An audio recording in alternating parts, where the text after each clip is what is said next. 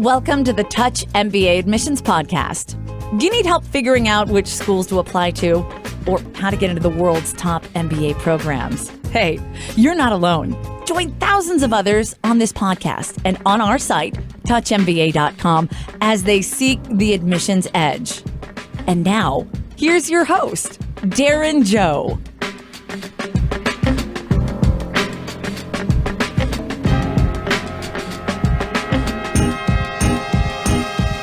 What's up, guys? It's Darren. Welcome to the Touch MBA podcast. I have a great episode for you this week. I brought on Sachin Tipnis, who's the Executive Director of MBA programs at the University of Hong Kong, otherwise known as HKU, one of the top universities in the world. And their MBA program is also very highly ranked by, for example, the Financial Times and The Economist. This is the second time I had Sachin on the show. I encourage those of you who are interested in HKU and top Asian business schools to listen to episode number 65. That's when I kind of dissect the core elements and core cultural fit qualities Sachin is looking for. So please listen to that episode, which I think is still very outstanding, very comprehensive. But this chat is more of an update on, what HKU has been doing in the past 3 years, how their curriculum has changed, how their, career philosophy has changed. And I just really enjoyed this conversation. It's something we haven't really done on the podcast before. I mean, you'll still find great admissions tips from Sachin sprinkled throughout the episode, but I think this episode is really about how top MBA programs are adjusting course and adding to their curriculums and, adjusting the way they approach business education in the face of such massive change in business itself.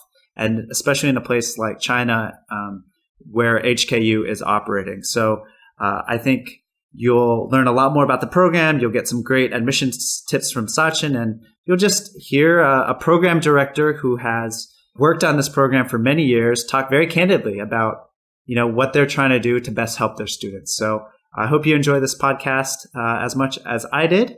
Remember, you can get free school selection help at touchmba.com. In fact, HKU is one of our partners there. So if you want to share your CV with this program before applying, you can do that at touchmba.com.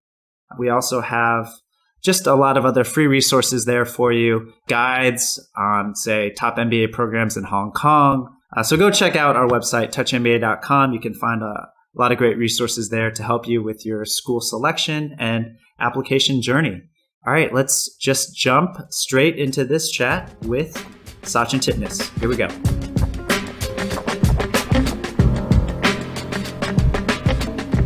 I'm excited to have our next guest on the show for a second time. I'd like to welcome Sachin Tipnis, who's the Executive Director of MBA programs at the University of Hong Kong. Sachin, welcome back to the show. Thank you, Darren. Good to talk with you. Time flies. It's been 3 years. It's so lovely to be here and to talk to you. Thank you. Incredible. Yeah. So, Sachin, would you mind just first giving a brief intro of what you do for HKU so our listeners know where you're coming from? Right. So my job is to run the full-time program and the 2 part-time programs for the University of Hong Kong.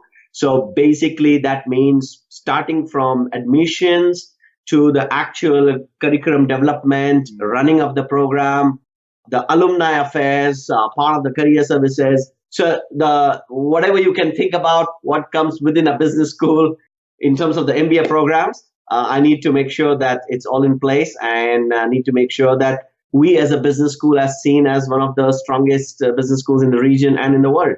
Absolutely. And I want to remind our audience that you are a graduate of the HKU MBA. When did you graduate, and how many years now have you been working for HKU?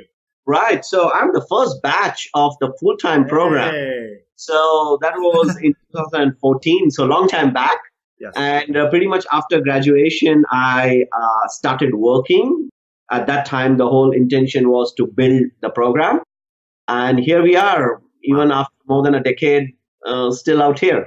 Amazing. So, wow, we're so lucky to have you on the show. And so before we get going here, I'd like to also remind our listeners, episode number 65. That's when I spoke with Sachin 3 years ago to the date, basically. And it's a great talk about what makes the HKU MBA unique, and kind of covers the core elements of the program. So I highly recommend you listen to that one in addition to this podcast.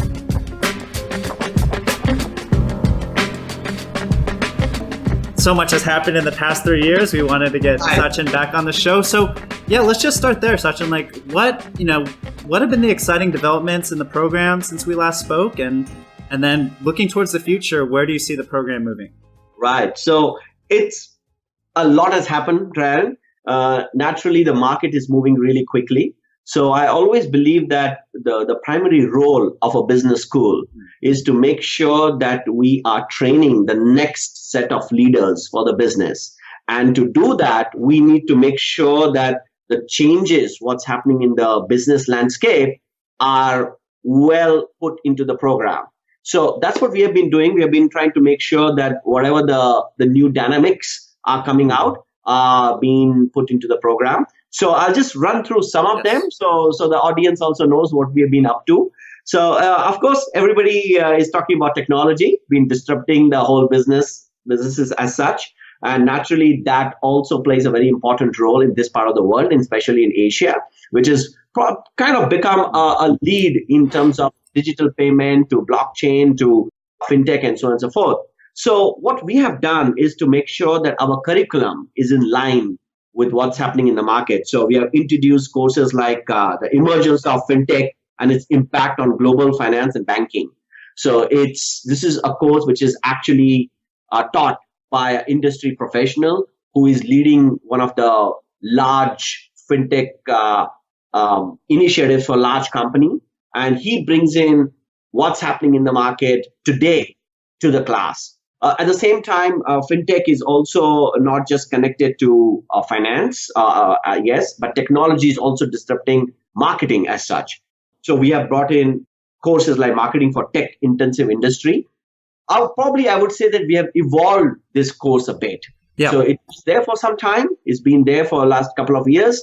But now the focus seems to be more trying to see how the dynamics of high-tech industries are changing the knowledge of marketing and how the students need to look at these new economy companies. That's what everybody talks about. So we are bringing in that part in the curriculum. Another change what has happened in the curriculum is the emphasis has moved within the finance sector to a great deal towards the investment side of it. A lot of our students want to get into private equity. They want to get into asset management, the valuation part.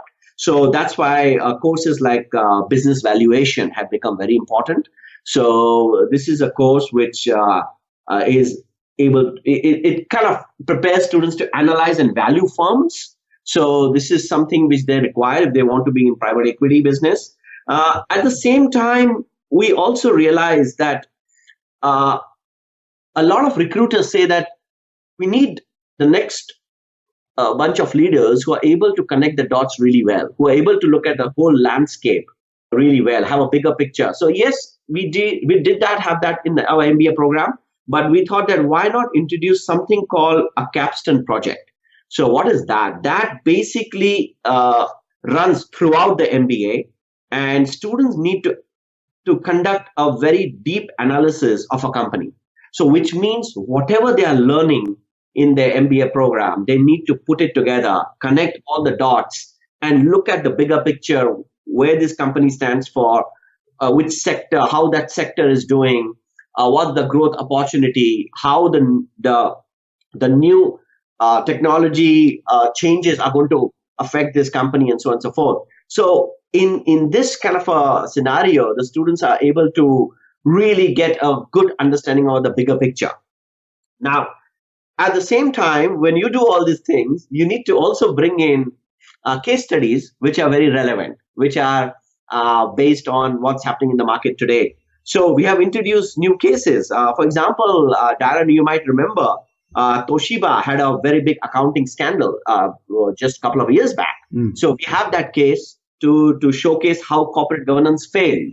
At the same time, we all know that companies like Coca-Cola and Pepsi, they are moving more towards what we call healthy drinks because the lifestyle of people have changed. So we have introduced cases like that as to what's the challenge for companies like Coke. how do they move away from being seen as a soft drink manufacturer, which means sugar manufacturer, to something which is more healthy, and what challenges it faces. Or even we are looking at cases connected to how fintech companies are changing the whole payment system. Nowadays, the mobile phone becomes not only an identity of a person, you can pretty much just go out with your mobile.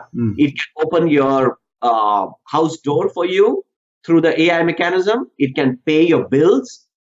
Basically, it's got everything. So we are bringing in those kind of cases to make sure our students have a curriculum which is up to date.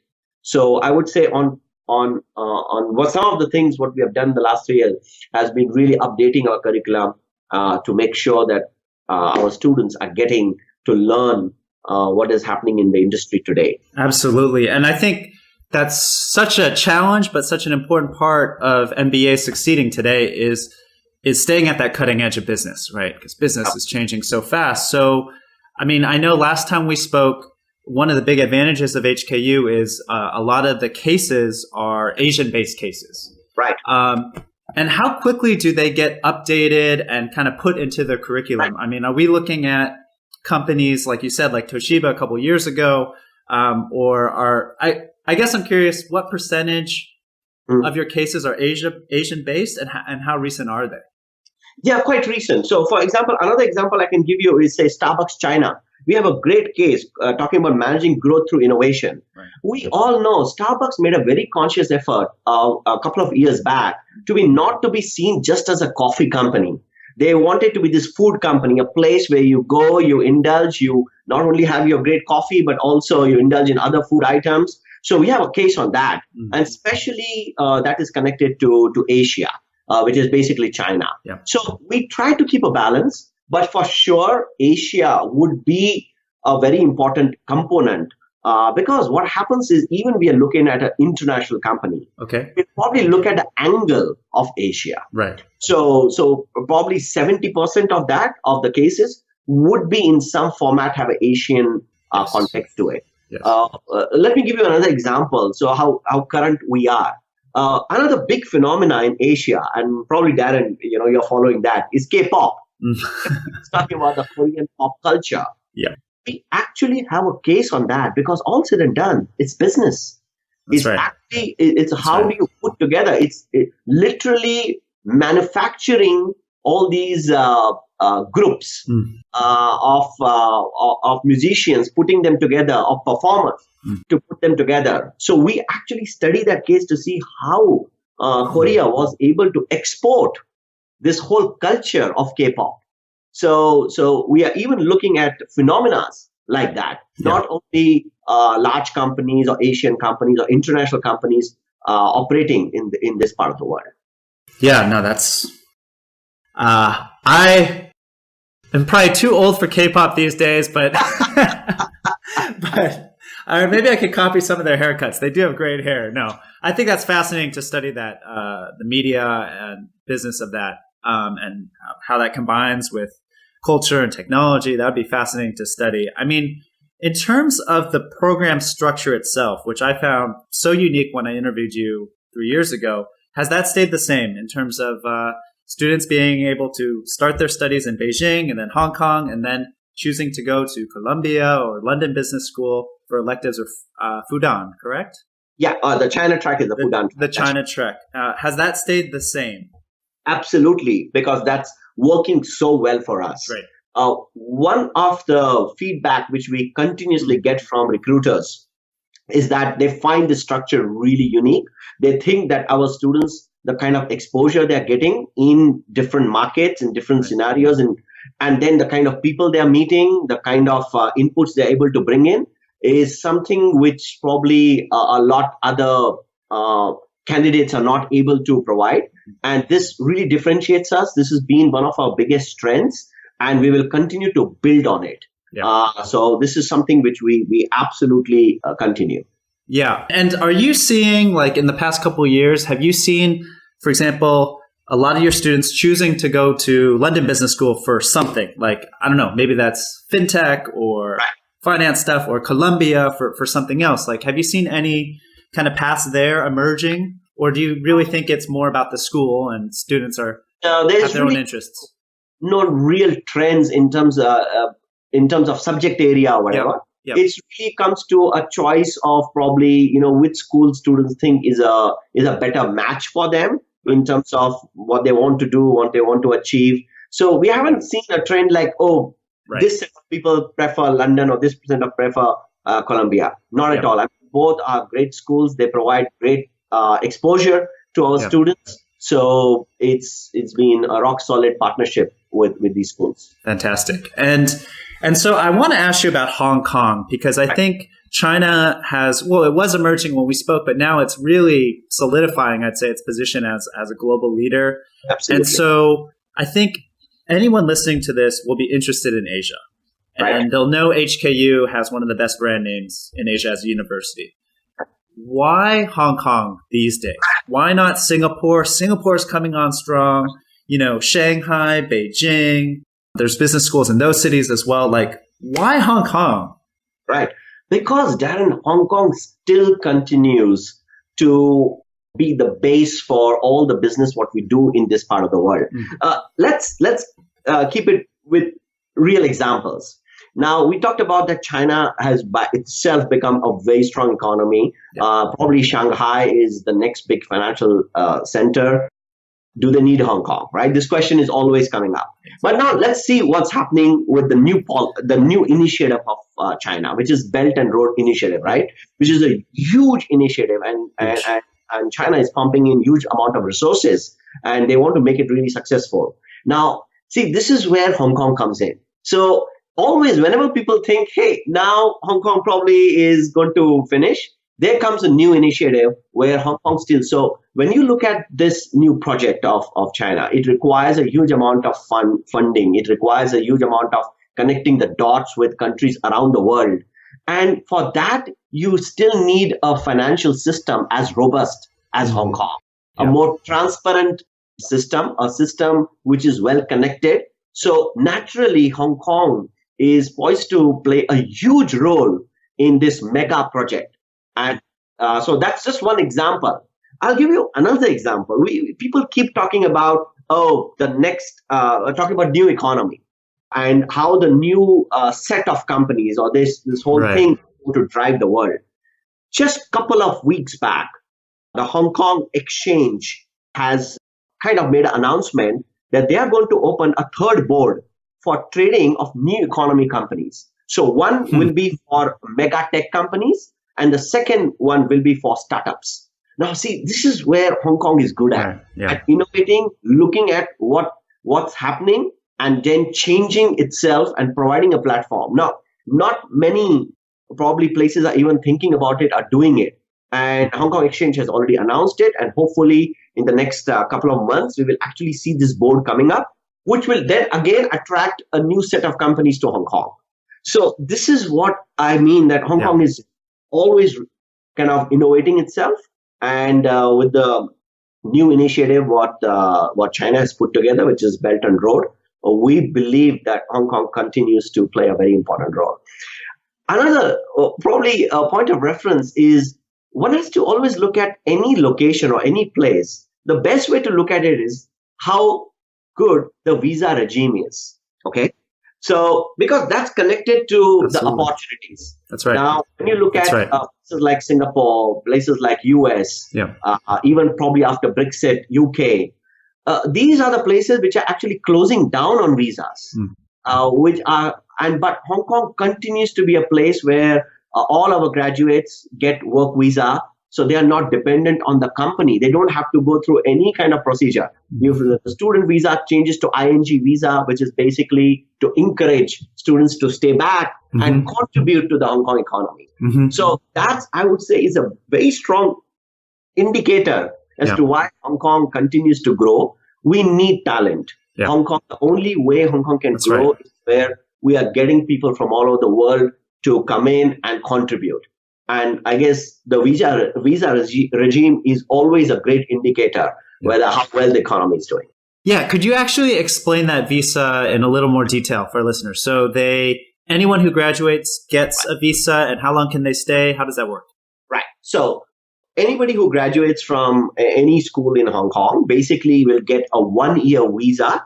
That means in that 1 year, they need to make sure they secure a job. Yeah. And that's quite a very liberal time period, I would say. Absolutely. Once you get that, then that visa, that it's called IANG visa, it keeps getting extended. So the next one will be extended. If you have a job in Hong Kong, then it gets extended by another 2 years. And if you continue to have a job, then it gets extended by 3 years. And by that time, including your student visa, you complete 7 years in Hong Kong. And you can apply for permanent residency. That's right. So it's a very nice system to encourage talent to stay in Hong Kong. The biggest advantage, Darren, is now connected. When I look at this, is connected to what's happening in as such even in the career services. Startups have started playing a very important role. Either students are doing their own startups, that ratio has gone up, or they are joining startup as a partner or as a junior equity holder. And this is where the advantage of the visa comes up even greater, because you're not dependent on the startup to apply for a visa for you. You have the visa is on your name. It's your visa. It follows you. It doesn't follow the company, which is huge. Huge. So that gives you really a great amount of flexibility in terms of saying, okay, let me start my own thing, or let me become a junior equity partner in a startup which is already there. And that is, I think, encouraging a lot of entrepreneurs to come and join our program. Right. No, absolutely. So, I mean, I'm biased. My family is from Hong Kong. I've studied in Hong Kong before, so I feel biased saying this, but the efficiency and the speed of the city is just nothing matches it, in my opinion. And Hong Kong people are sharp. Let's just put it that way. I mean, on the top of their games. And I think there's a pressure associated with that as well, but you're also getting world-class kind of people.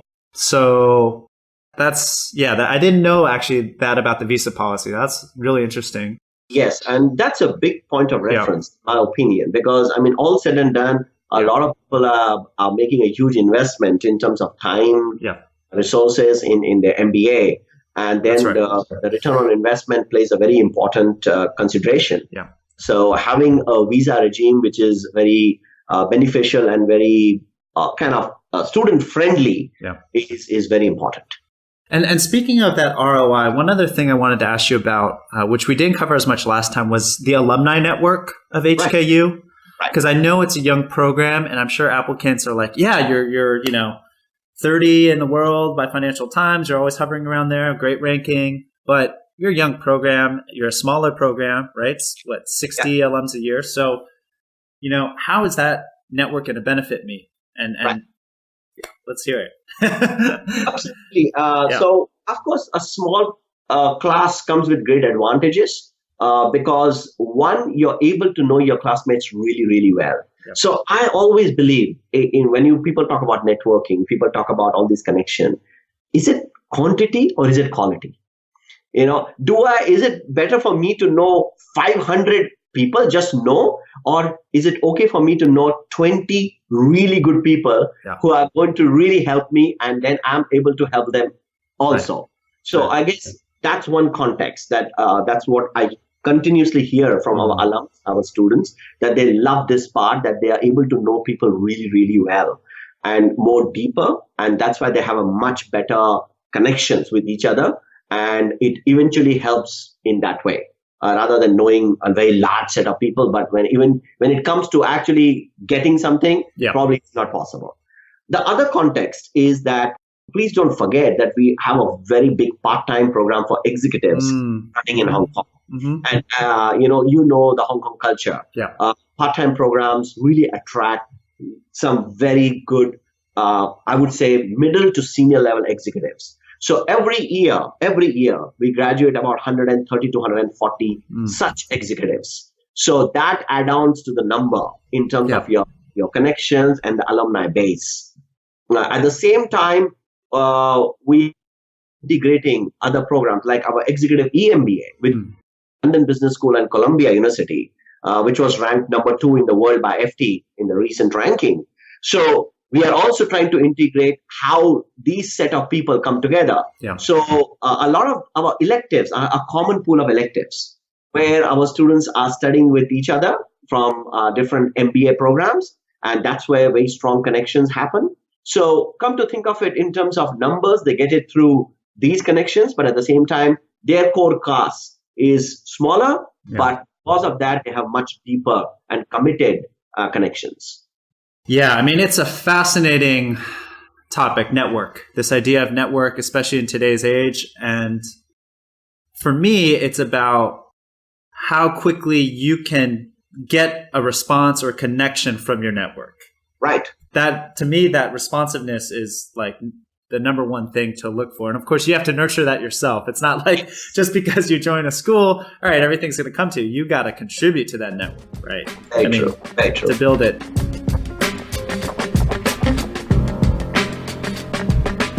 Maybe let's move now to admissions, because we're kind of on that note. Last time we talked, you talked about a passion for Asia is critical. You talked about collaboration. You talked about diversity of thought process. Has this changed for you as the economy has changed? I mean, you're changing the program. Are you looking for new types of candidates or candidates with another quality? I'd love to hear your thoughts here. Sure. That remains constant, what I said, because that's really the key, the core. I would say some of the things which probably we have kind of added to it, or we are kind of additionally looking at it. One is, Darren, I mean, this is something which I would really recommend to each of the applicant. Yeah. Please do not try to be a template.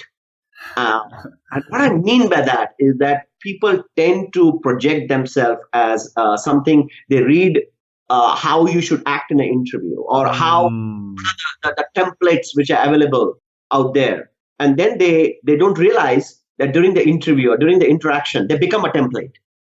And the admission committee can see through it. They have so much of experience meeting people, going through interviews, going through CVs, going through application material. And that's one thing which the students should be aware of. That's why I always tell people, be yourself. Why? Because your story cannot be repeated by somebody else. Yeah. Because your experience cannot be copied by somebody else. And that's what the admission committee is looking for. That uniqueness, what you stand for, what belongs to you and to somebody else. So that would be my strong point of reference when I do the admissions. Is this a template, or is this person really himself or herself and are able to put up their own story forward, which is always very fascinating. So tell us your least favorite template. Well, there are so many of them, but let me pick up one of them. So say somebody who has got, say, 4 years to 5 years experience. Now, with that person, we are not looking for that person to be already a leader. But the template says that you need to show your leadership skills. Right. So there they go, talking about how many people report to them. Then a lot of the people who report to them are much older to them, but they manage it.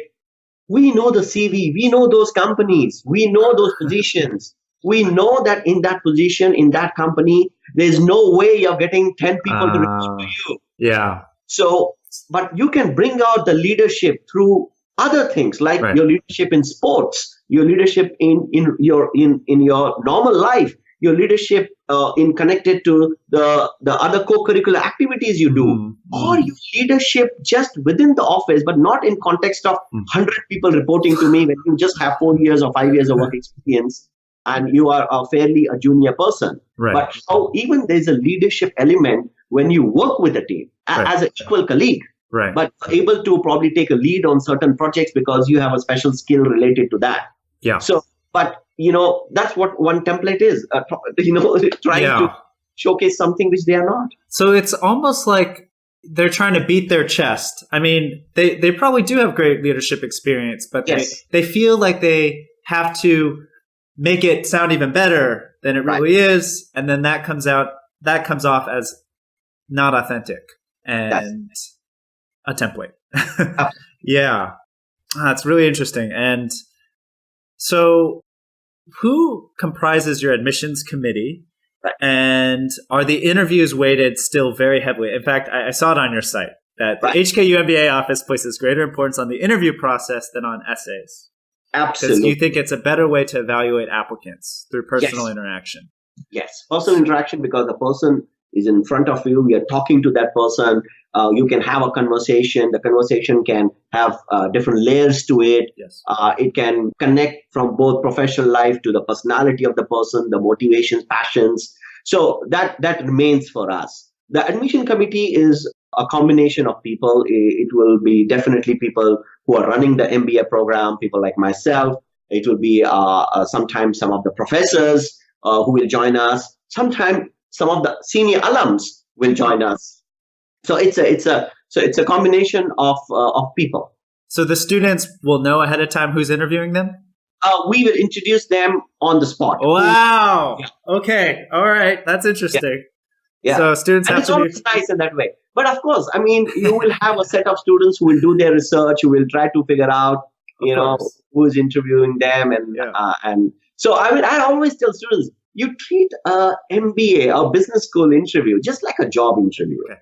What will you do if you are going for a job interview? Like, one of the things I really would encourage people is to know the program better. When you're applying for a job in a company, you tend to do more research, right? What kind of a role is this? What kind of a company is this? Do I see myself in this company career-wise doing well? Does it kind of fit in with the kind of things what I'm looking for? I think a similar, very in-depth, I would suggest people should do that in terms of choosing their school. And then the conversation during the interview is better because you're well informed about the program, the kind of questions you can ask, the kind of inputs you're able to provide are better. So it's just treated like a job interview. And your second interview is still the presentation that you required? Yes. Okay. Could you tell us more about that?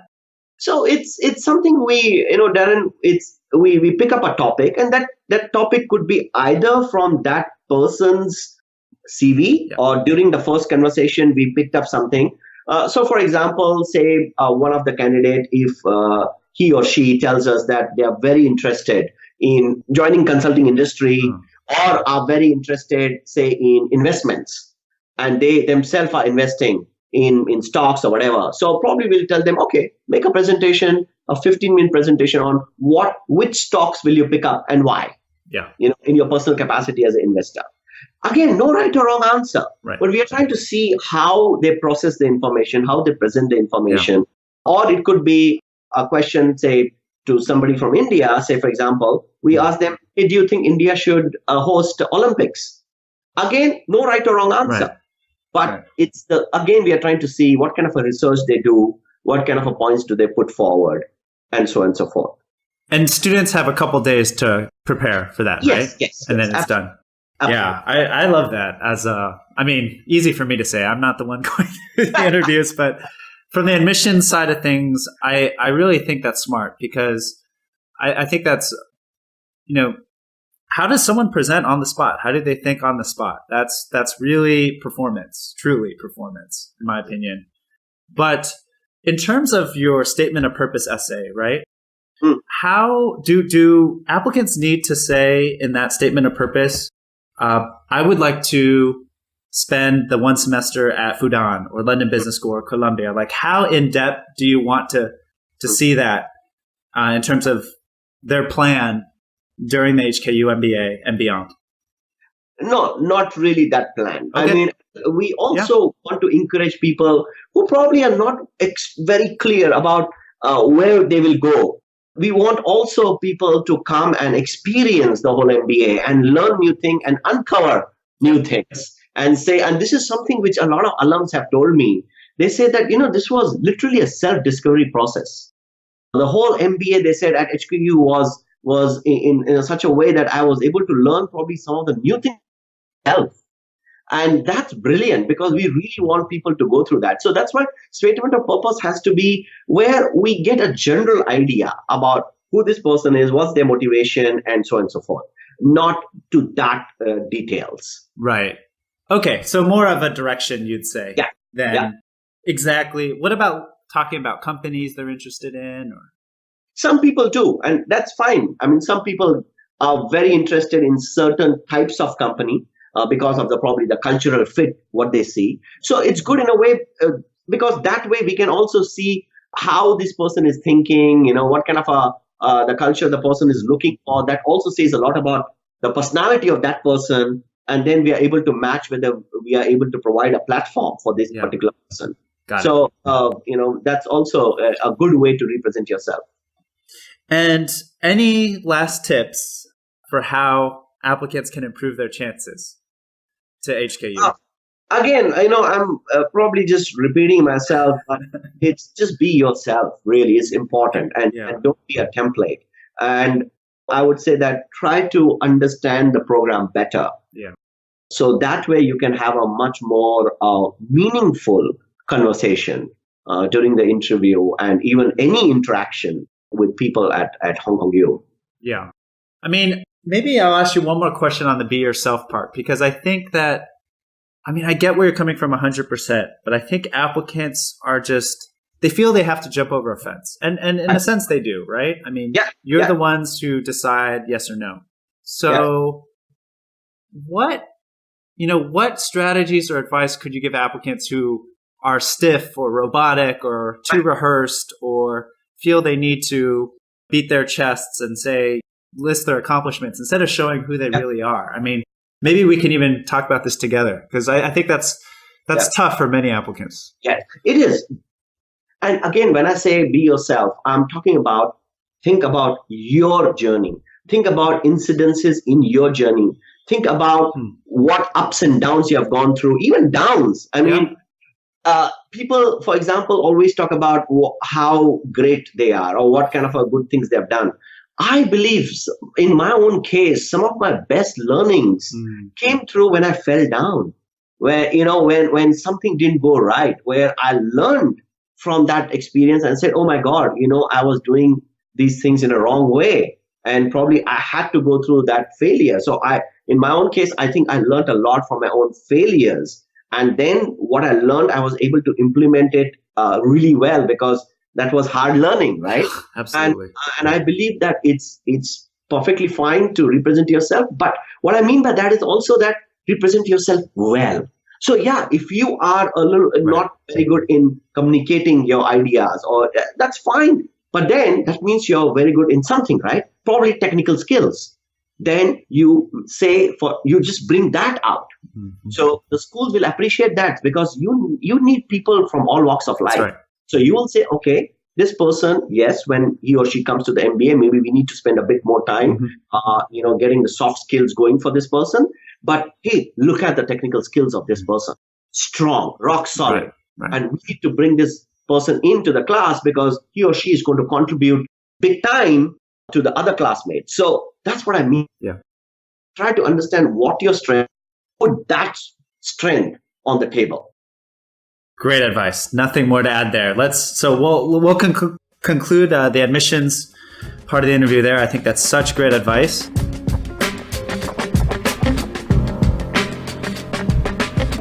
In terms of scholarships, right? So I think one of the big attractions of Asian MBAs is their value. Let's be frank. Their tuition is lower than most US and most European schools. Timelines are usually shorter, right? 1 year. Right. In HKU's case, 14 months. Yeah. But I'm sure applicants want to know, well, how can, I get funding or increase my chances of getting a scholarship from HKU? Right. How can they do that? Now, scholarship, yes, is an important consideration for a lot of people. And for scholarship, again, we look at the 4 criteria, which is your education background, your work experience, interview performance, and your GMAT score. So it's these 4 which will probably decide if the scholarship has to be given to you, and then what amount. Now, again, how candidates can probably have a better chance, I would say that try to look at these factors and see how you can have a good combination. Like, for example, your undergraduation is done. Right. You cannot change that. You cannot go back and change it, right? Unfortunately, no. Where you're working is where you're working, and what kind of industry you are, what kind of a job you're doing. So then for such people, if they think, hey, these two elements are a little bit weaker, then, hey, go in, dive harder, get a great GMAT score, give a great interview performance. So these two then will drive the scholarship committee. And, even if your other 2 points are a little bit weak, it's taken care of. So my advice is look at these 4 criteria and then evaluate yourself and say, okay, hey, I am really good in interviews. So great. Then you prepare even more and you say, I'm going to do really well in the interview, though probably I haven't done so well in my GMAT. So that can compensate for something else. So it's very important. That's why the students to understand the culture of the school, the admission criteria of the school, what the school stands for, and then look at these factors and say, okay, these are the 4 factors. Let me see where I stand and then balance it. So in our case, we have given scholarship to people who have done very well in their undergraduate studies, gone to very good universities, worked for very good companies, had a very low GMAT score. But at the same time, we have given scholarship to people who have had very good interview performance, high GMAT, somehow didn't have that. Their careers probably are not that outstanding because we want all types of people. We want diversity of the class. Yeah. What we are trying to see is, does this person have a potential? Right. That part is the important part. And then we will decide both on admissions and on scholarships. And by potential, can you be more specific? What do you mean potential? Right. So what we see in that person is that whether this person has the potential to do well in the area of their interest. Yes. So, and it doesn't necessarily even have to be connected to business. It could be they want to be an entrepreneur in doing something which is totally different, or they could be, of course, a typical person getting into a finance job or a consulting job, or somebody who's already done a couple of startups and want to come to Hong Kong because Hong Kong offers a fairly great platform for startups. So we're just trying to see and evaluate whether this person has a potential to connect, one, with what's happening in Asia, what's happening in this part of the world, and see if this person, through the interview process and other indicators, whether this person has the ability to really blossom, to really do well. And whether you can put this person on your brochure. That's the way I always thought. Brochure. So and again, we also try to see whether this person will be, one of the most important consideration is whether this person is able to contribute to their classmates. Because Darren, they learn so much from each other. The learning from each other, they're together for 1 year, literally like eating, drinking together. And of course, every class together, projects together. So you learn a lot through formal conversations, informal conversations. So that's what we are trying to see, whether, hey, would that person contribute a certain thread to the overall fabric of knowledge as such. And it's the candidate's job to make that proposition or that contribution clear, if that makes sense, in the application process. Now, well put. They won't know, who else is applying, because you guys will be able to put that quilt together of, all those different pieces. But at least to be, like you said, themselves, have self-awareness, and come to the process with a knowledge of what HKU can offer and how they could really add another brick to that school. And that brick should be very clear, right? Not like a flowy, ambiguous thing. Yes. Great. That is such good advice. Let's talk about careers. So financial services, consulting, consumer marketing, these were all strengths of the program when we spoke a few years ago. And I noticed from your, at least last year's placement stats, that it seems like more of your students are moving into consulting. I mean, do you see that as more of a permanent trend? Or I'd love to hear kind of where you see the market going there and what opportunities are, being made available to your Right. grads? One of the things what we have seen is the emergence of boutique consulting companies. Ah, And that trend is getting stronger and stronger. interesting. And I can see that a lot of students are very open to work with such companies because one, they get to work on some fabulous projects. Second, they are able to work much deeper in sense that they are not just one of the consultant. They are probably, literally leading that consulting project because it's a boutique consulting company. So we have seen a section of the class really getting hooked on to such kind of companies because they're offering very interesting work. So in consulting, I would say that's a bit of a trend we have seen. Yeah. That's no longer a large consulting company. Yeah, they still continue to attract a very strong set of MBA graduates. But I would say the opening up of these boutique consulting companies and a very high interest of MBA students in it is something we have seen or experienced. Financial services remain strong, but within that, fintech AI has become extremely important consideration. And that is something that's why we are also investing in. So, not only in terms of curriculum, we recently did a very interesting workshop on AI and how AI is affecting businesses. And so we are working even trying to work with Microsoft in Cyberport, trying to see how we can bring in those resources. And at the same time, we have also seen another trend, which is startups, what I talked about earlier. So we do see a lot of young people, they want to be part of this economy. They want to be part of this setup.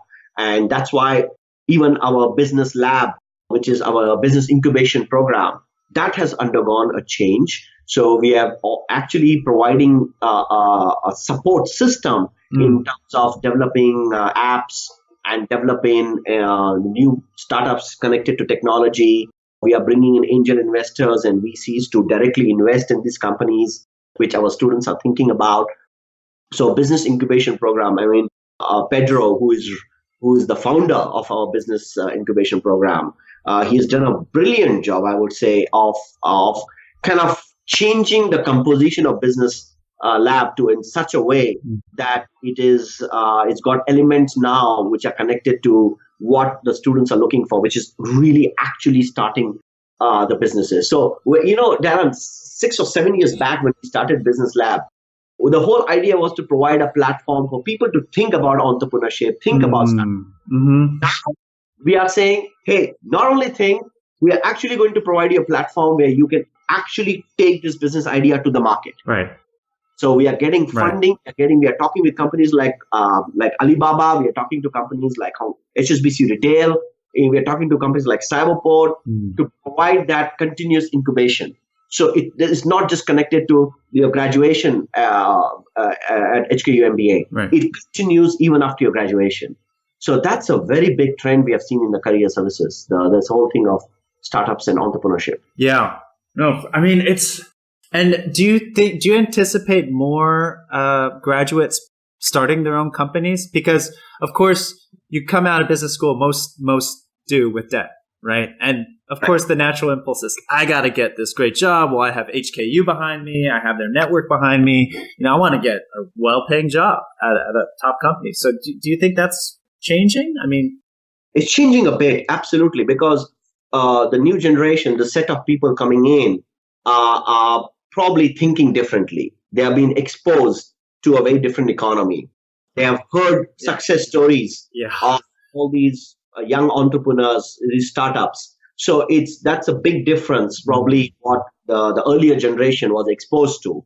So I do see that this trend will continue, wherein people will say, and the good part is that connecting that to ROI, one of the big reasons was, hey, the business school, it was good to go to the business school, but now end of the business school, I need to make sure that I'm in a big company, big job, because I need to also recover my ROI. Yeah. But what has happened is that there is a good amount of funding available for startups and all that. So it's not that people need to put their own money into it. Right. So you are getting funding, and if it's a good idea, you will get that kind of a support system. So it's not that you will not make money, or you'll be in debt or some kind of a situation like that. So I think that dynamics of availability of resources has also made a big Interesting. Yeah. No, it makes a lot of sense. I have some friends in the VC industry, and they actually tell me that funding is like money is a commodity these days. Yes. And I'm like, really? Maybe I should apply for some funding for Touch. But I haven't so far. So, Sachin, one last question on careers. What do you wish more applicants knew about in terms of career opportunities and what you guys do at HKU? And you could speak more generally too if you want to talk about Asian business schools, but what do more applicants need to know about careers coming out of a top MBA program in Hong Kong, like HKU? I think for us, especially, I can talk about Hong Kong U. Yeah. One of the things students probably will benefit maximum or should probably know is that we literally provide a very personalized consultation to the students. So we literally work on a one-to-one basis with the student, trying to understand who they are, where they want to go, and what is required to cover that journey. So, and that has really helped us in terms of making sure students are able to kind of get what they really want and desire. So that personalized coaching is getting more and more relevant because that's the thing, right? I mean, the business school, the whole idea during admission is to get a very diverse set of people. And then if you do a mass career services, that doesn't work. So you have done a good job in admission trying to pick up these very diverse 60 people. And then you have a very mass career services trying to place them. That doesn't work. So what we have done is to make sure that we have a very personalized kind of a career services curriculum, literally a curriculum where they go through certain things together, but a lot of things they go through on a very personal basis. And that way we are able to do a better kind of matching. And at the same time, what I would say that even we are trying to understand what the changing scenario in the market and trying to also match the expectation of the students. So, for example, we will bring in a lot more. We are bringing in a lot more alums to come in and talk about what's possible, what's not possible. Yeah. So that's really important. So, for example, there are certain jobs which were relevant 5 years back, 3 years back, 2 years back. Oh my gosh. They're no longer relevant. Yeah. And that's why we are bringing in a lot of alums who have made that transition, who were in that job, what maybe the current students are looking for. But they are coming in and saying, hey, those jobs are not there. Look at me. I was in that job, but now I'm doing this because this is the future. Yeah. So think about it. Whether you think you still want to do that job, which is no longer relevant, or would you like to do something which is going to be in the next 5 to 10 years a very relevant job? Yeah. So I think bringing in alums is the best way because these are real stories. These are real people going through these kind of career transitions. Absolutely. Yeah. I mean, so my last question I have here is, we've talked so much about what you guys have done and how you're positioning yourself, but where do you think HKU MBA could improve? I mean, you ask applicants to talk about their weaknesses. Where do you think you guys can really, improve? Yeah. Again, it's connected to who is coming in as your student. Okay. So this is one thing something which we discuss internally in the faculty. Yeah. I'll say it out today because people who are coming in now are exposed to a learning mechanism where probably they are able to concentrate really deep for a much shorter period of time than probably the previous generations. That's the reality. So which means, but we are still having classes which are 3 hours, 4 hours, right? Yes, there's a lot of case study discussion. Right. There's a lot of practicality connected to it. There is a lot of theory. Yes, for sure. But probably moving forward, Darren, I mean, that's one of the things Hong Kong U need to evaluate, whether we still continue to have these kind of learning platform. Yeah. Or do we change? Do we make it much shorter? We make it more shorter, deeper, quick in, quick out kind of a thing, which is what today's generation is more connected to. Probably even for them to sit through for 3 to 4 hours is difficult. And you can't blame them because this is the way they have grown up. Right. So the school has to change. The students are not going to change because this is the way they think and they do this. The mind is structured. Right. This is something I Yeah. truly and absolutely believe is something we need to make sure. And another thing I would say is probably we need to invest more in technology in terms of the learning methodologies and everything. I guess more and more material has to move online in terms of reading, in terms of doing some projects and all that. Like one of the professors did a great thing, and I think that can be a reference for HKU. So we have a course called Information and Operations Management, and Professor Abhishek Katuria, who teaches that, did something very interesting. He told the students to submit all their case studies and projects in the form of Amazon Kindle ebook. And students loved it. Yeah. This generation likes posting their thoughts, posting what they're doing. And now most of our MBA students are now published authors. There you go. I was going to say, and maybe make a little bit of cash on the side. So this is something I would say we need. Yeah. No. Well, Sachin, I really appreciate just the candidness of your thoughts, and this has been a great conversation, just super free flowing and honest and open. So thank you so much for jumping on the show. And how can our listeners get into contact with HKU? Just go to the website and there's a link there, or would you prefer any other way? Absolutely. All the details are there. Get in touch with us. The more you interact with the office, the alums, the staff, the faculty, the better you get the idea about the school, the culture, and whether it's a fit for you. So I would say don't hold back. Get connected. Yeah, absolutely. Okay. Thank you so much, Sachin. Pleasure. Thank you so much, Darren.